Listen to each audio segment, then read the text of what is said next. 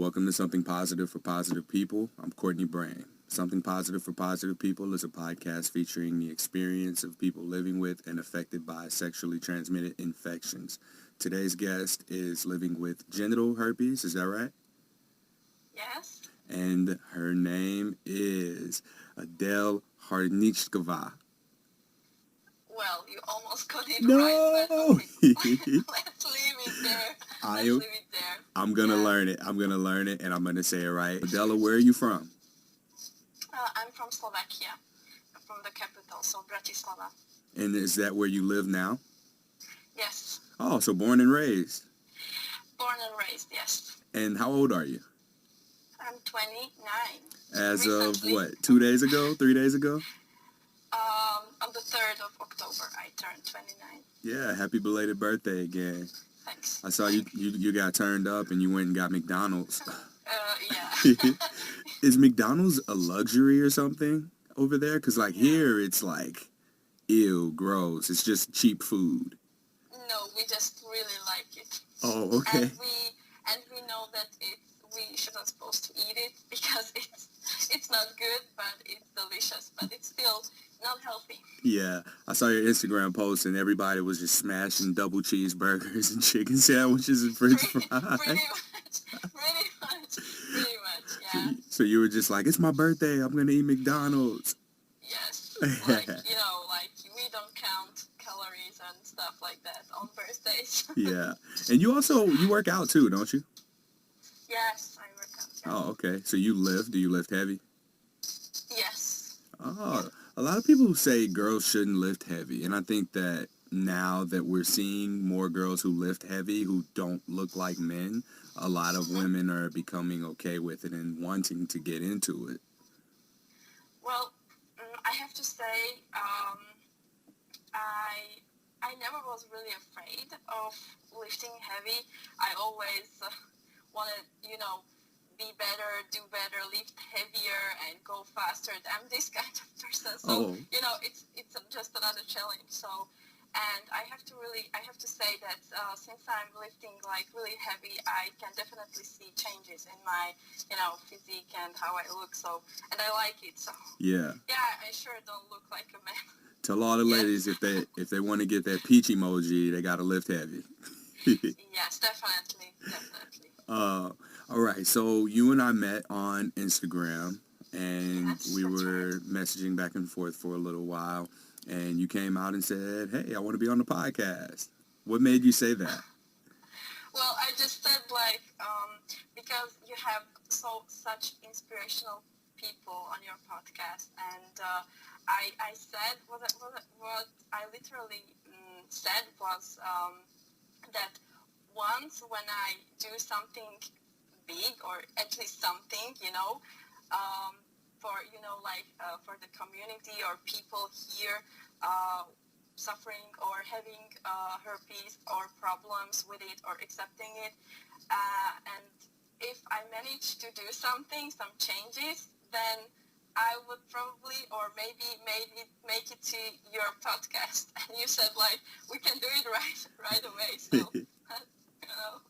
Yeah, I gotta catch people while they're excited about it and just ask them later, because after we record it, a lot of people had second thoughts or that's happened quite a few times. And I always tell people, I would rather us re-record it or not even post it at all than go in and have to edit it too much, because that just takes way more time. And the people who have bailed out of allowing me to post the podcast, it still did something for them, so I'm okay with it. Sometimes all you need is to be able to talk about it. So for some people, it was their first time talking about it, and they just didn't feel comfortable with it being out there. Even if they used a fake name or only their first name, a lot of the people just got what they needed out of it and are fine now. There's no hard feelings or anything. It's pretty personal. We all know how it feels. We all know how it feels, but there's also people who come to the podcast who are not living with herpes or may have another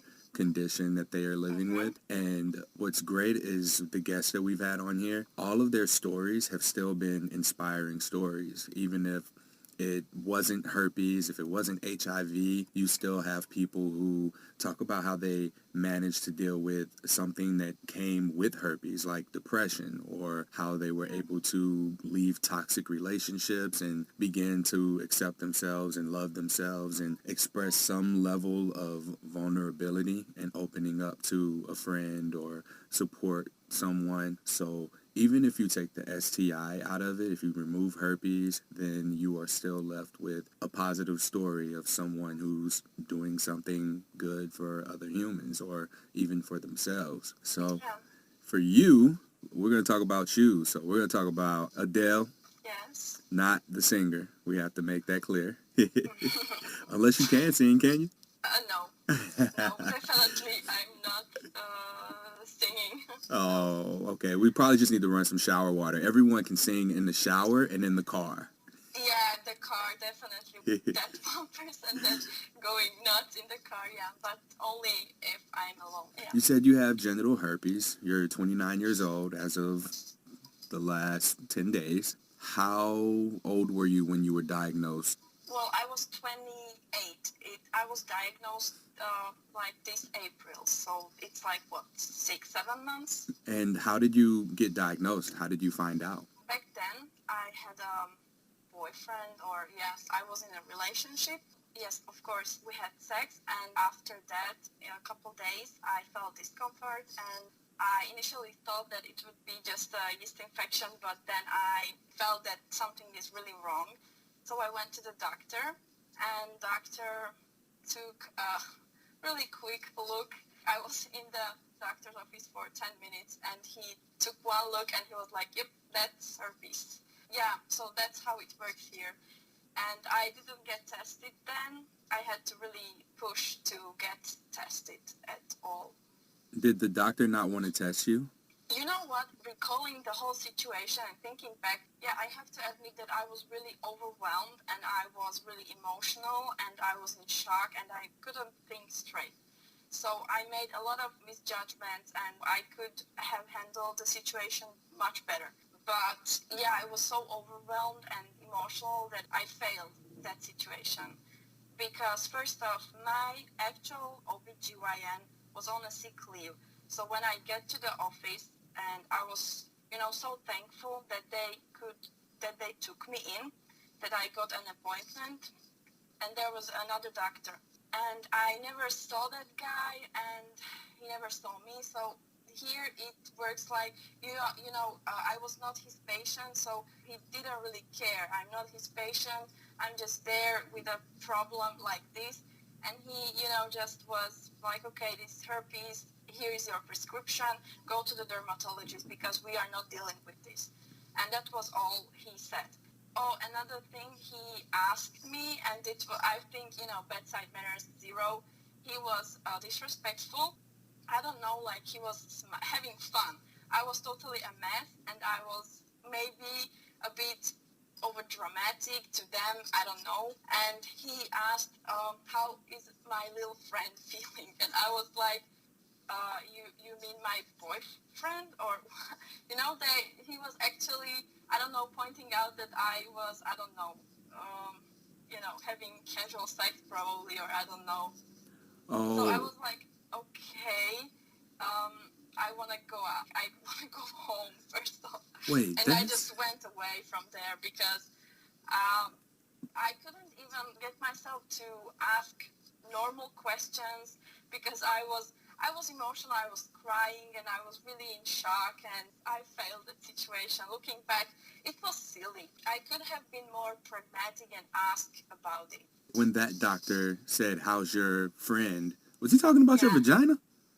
Actually, what he wanted to ask, if he would be a decent doctor, he would say if my sexual partner also has some problems or issues, Okay. But he was like, how's your little friend feeling? And I was like, okay, I don't even know you. Like, what the, like, what kind of question is this, man? Like, whoa. I took that a different way because over here, when we call little friend, it's usually referred to the genital area. For guys, at least. I don't know if that works for women. No. So I had to ask. So when you left out of the doctor, you had your prescription. You didn't really have much information. You said you were a mess. When did you approach your boyfriend? Right away, as he said, I need to go to the dermatologist because the dermatologist prescribes antiviral medication. So the OBGYN cannot do that. So I got a other prescription for other thing. I don't know what was that, but I think I had a combination of yeast infection plus outbreak, so something else. And then I just literally walked into another waiting room because it was in the same building and sit down, and I waited to get to the dermatologist, and I was texting right away. I texted my best friend, whoa, what the fuck, like this just happened to me. And like she already know that I had some discomfort, and I was consulting the whole situation. I talk everything. We tell each other everything, and so I texted her, and I immediately texted, yeah, my then boyfriend. But I think I mentioned to him as well that I have discomfort and I will go to the doctor. So I immediately texted him like, this is what the doctor said, that it's herpes. So right away, I told him right away. And what was his response to it? Well, his response was that he kind of panicked as well because, herpes is for life and da-da-da. So he said that it makes no sense and it cannot be, like he went to get tested in February. That was in April, so February, April. And he said to me that in February everything was negative. But we all know all these STD tests don't include herpes, and I am not 100% sure, but I saw no evidence. I'm sorry, saw no evidence that yes, he was tested, and he was tested for this, and there was herpes as well. So I have no idea. Mm-hmm. So basically, he sent me or forwarded me a message from his doctor, from this sex clinic or health clinic or whatever. But the text was just like, everything is negative. There is no need for further, treatment. So there was no information what kind of test for what. So I don't really know what he got tested for.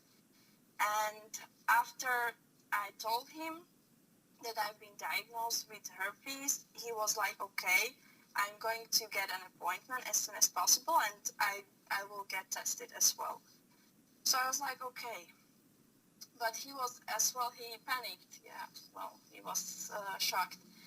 And then the next week he went for another test, and that came back negative as well. So I don't really know. But again, I don't know if he was tested for herpes. Because I didn't see again any evidence. Okay. And or paper. Did you guys stay together? No, he broke up with me because of this. So basically, it went down within 2 weeks. If I would be like really, really detailed, so we saw each other last time Tuesday, and Friday I had my first outbreak, and the next week, Thursday, he got the test back negative, and on Monday he broke up with me through a text message saying that he is sorry and the situation is unfortunate, but he doesn't really want to risk his health, so he doesn't really feel comfortable to going forward with this relationship. Oh, I'm sorry. Were you together for a while? A year. No, a whole year? Yeah, we were supposed to move in together this October. Well, I was supposed to move out to UK, and we were supposed to live together. Yeah. Mm-hmm. Well, are you okay? Let me ask you that first before we keep going. I'm okay. Oh, now you're okay now, I mean. Of course, at the time, I'm sure you weren't. Yeah, I was not okay. Yeah. I was not okay. But you see, I am the type of person when I can talk about things, like normally I won't go crying or, choke or anything. I think I can say I'm okay. I'm okay. I can talk about it. I'm not crying, you see. Yeah. So, yeah. Okay.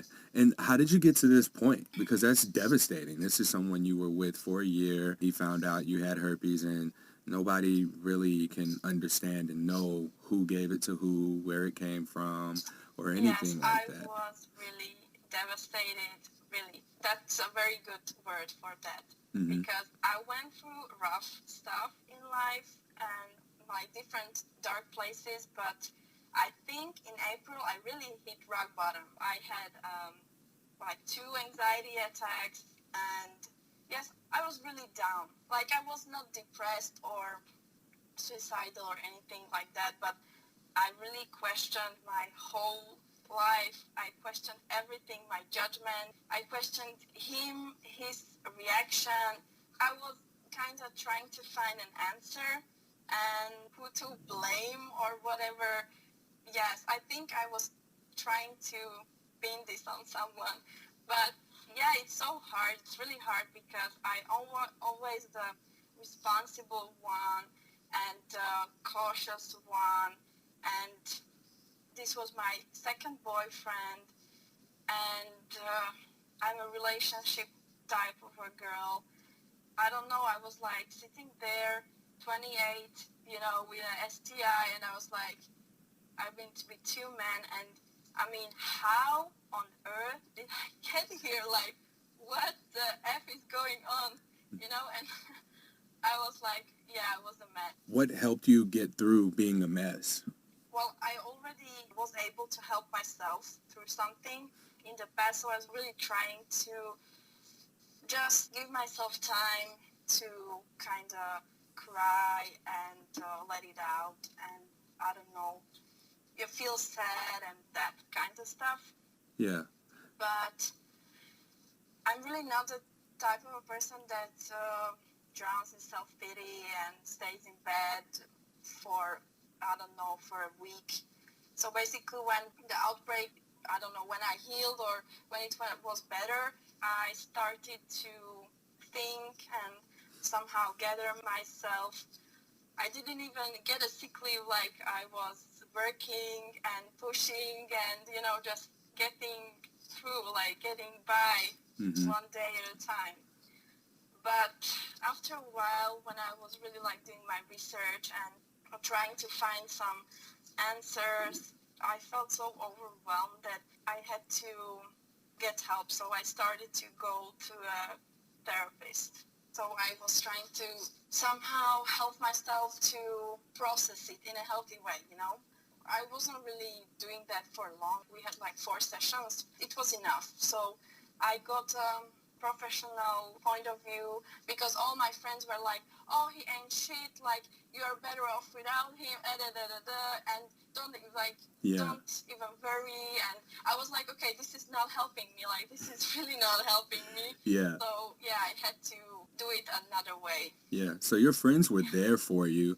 They just weren't there for you in the way that you may have needed. I'm sure you wanted that support. It was nice to have, but you needed something else that could help you through those emotions. So a therapist was where you went and you got that.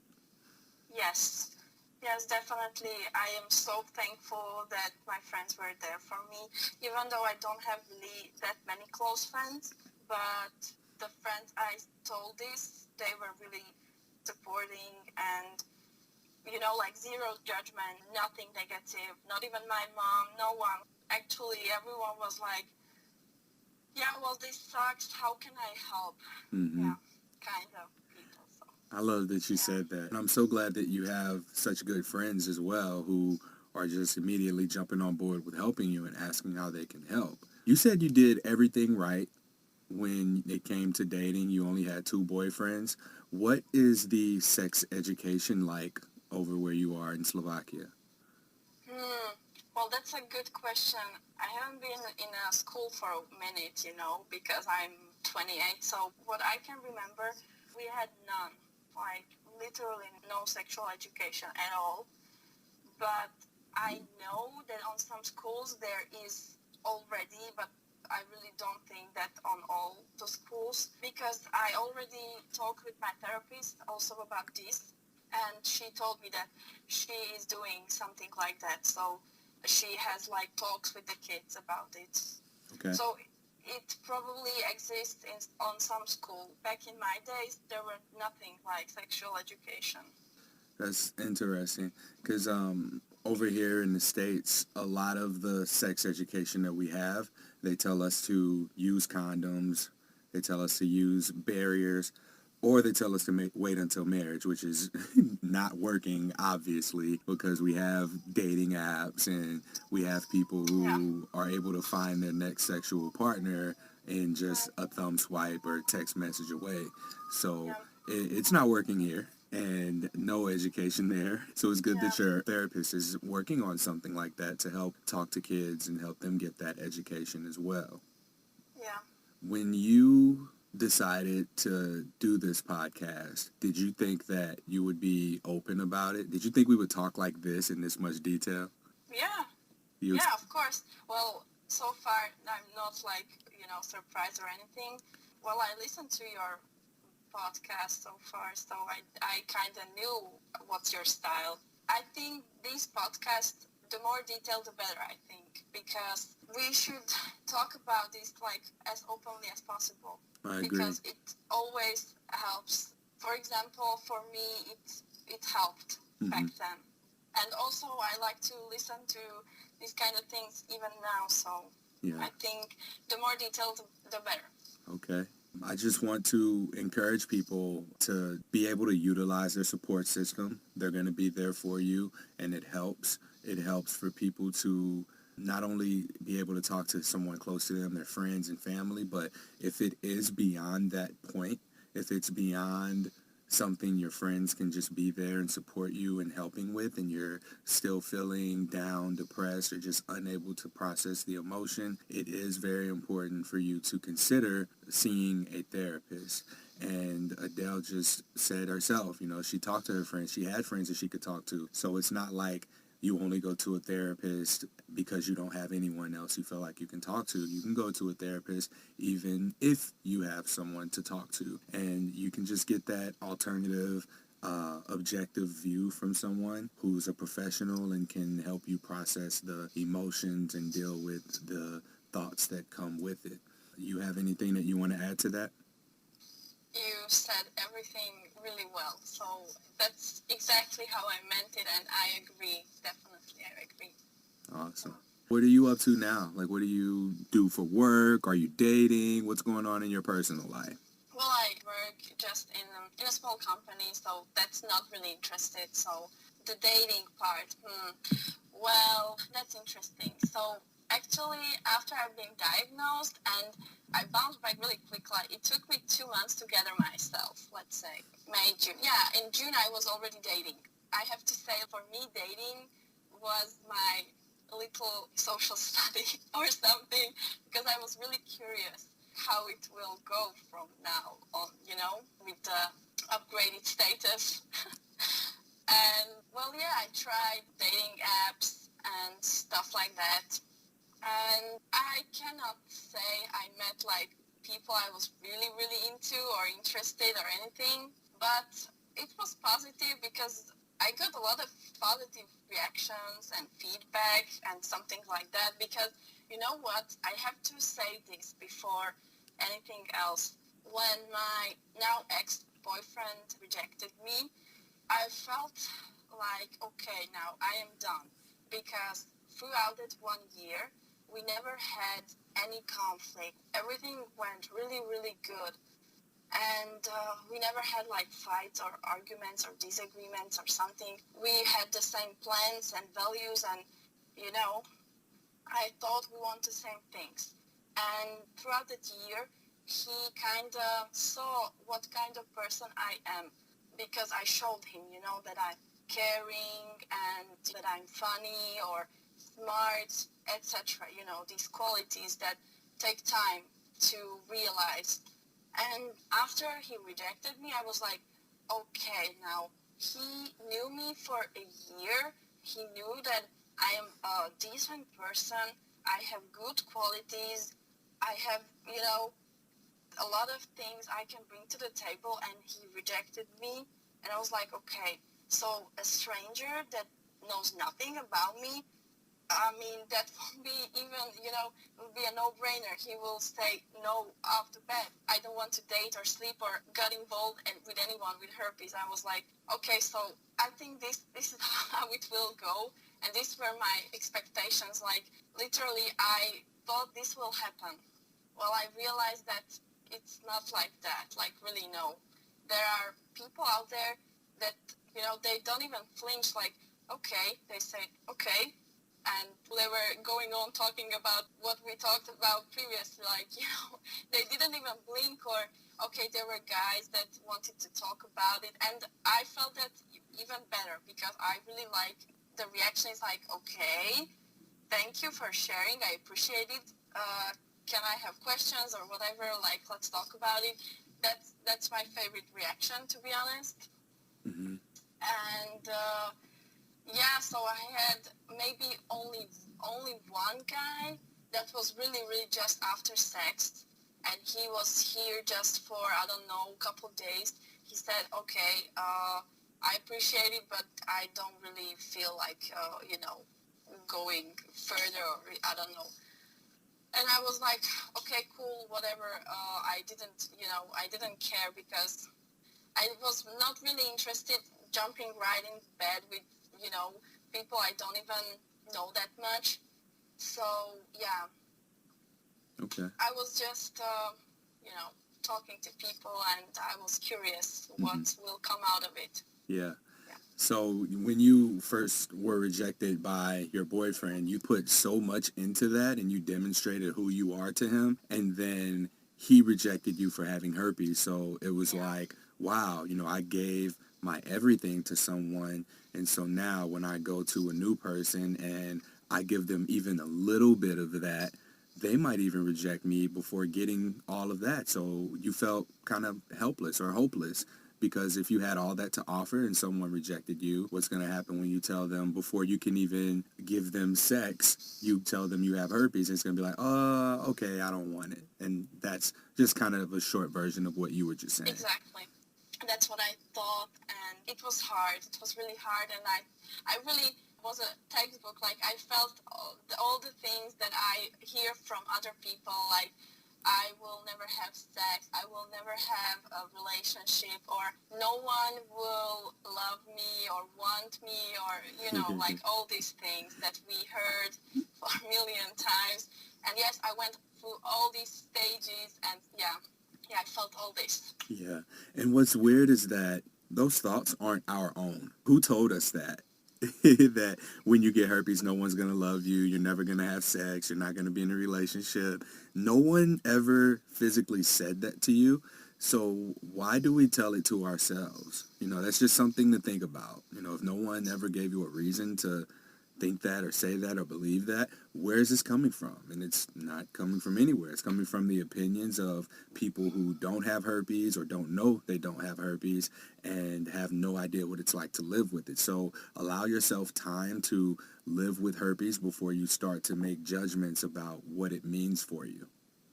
Yeah, it's true, but I mean, I totally get why these feelings and emotions come to people or to me, and I don't know, to many of people dealing with herpes, because our first reaction is also like, I was a bit like disgusted from this whole situation, and yes, I had to work hard to understand that, okay, I am not disgusting, this is not disgusting. I mean, it sucks, but I really didn't do anything wrong. So why would I, why am I feeling like a failure, or that I done a big mistake, or, something like that? And yeah, it takes time, and it's really individual when the person realizes it. Yeah. Well, Adele, I thank you so much for joining us on this podcast. I'm still going to figure out your last name and how to say it right. And when I get it, I'm going to send you a voice message. But thank you so much for joining us on this podcast and just being able to be here and be out there about this with me. If people are in Slovakia or somewhere nearby, are you open to allowing them to reach out to you, maybe for support or maybe get together to create like a community that can put together some, I don't know, you guys can get together and hang out or just talk. I don't know exactly Yeah. what it looks like, but I would like to have people in places that when they are looking for support nearby to be able to find it. So you're the first person I've ever spoken to from Slovakia, as far as I know. So I would love to be able to just have you as a resource and just maybe put your Instagram handle on the podcast, if that's okay. Yeah, sure. I would love to help other people, and I would love to if people would reach out. And I am here for anybody that needs to talk or to get some information, or I don't know, a shoulder to cry on, anything. I'm here. Thank you. And that's what it means to just hashtag be there, is just to be there for people and let them know that you're there for them for support, and you are able to just connect them to the resources that they need throughout their diagnosis. So Adele, that's all I got for you. If you want, you can just close us out with something that you want to say if you didn't get to say it. Well, I just really, really would love if the stigma would really just vanish altogether, because we have to really talk about these things, and everyone is having sex and nobody wants to really talk openly about it, and I think that's ridiculous, and I really hope that it will change dramatically. And this is where it starts. It starts with people like you who are willing to come on here and talk and share their experience and be willing to be there for other people. So I thank you for that. I thank you I could join you today. Thanks, Adele.